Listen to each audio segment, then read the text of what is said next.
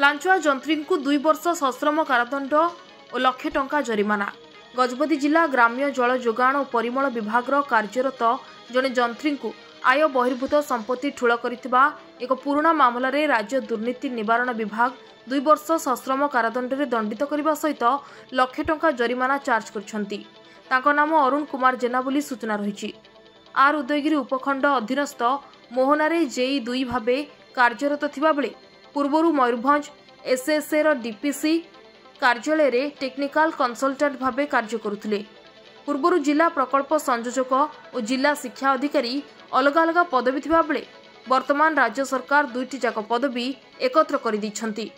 शनिवार अर्थात अगस्त 30 रे राज्य दुर्नीति निवारण विभाग रो बारिपदा कोर्ट मयूरभंज सर्वशिक्षा अभियान रो प्रकल्प संयोजकंकर पूर्वतन वैषयिक परामर्शदाता अरुण कुमार जेना जे कि पारलाखेमुंडी स्थित श्रीधर नगर 1 रे रुहंती अनुपातिक संपत्ति मामला रे विजिलेंस भारतीय पिंगल कोर्ट रो धारा 13(2)(13)(1) अंतर्गत एक मामला रे बारिपदा विजिलेंस रो मान्यवर स्वतंत्र विचारपति दोषी साब्यस्त करिसंती एवं ता सहित 2 वर्ष पई सश्रम कारादंड और 1 लाख टंका जरिमाना दंडित करिसंती।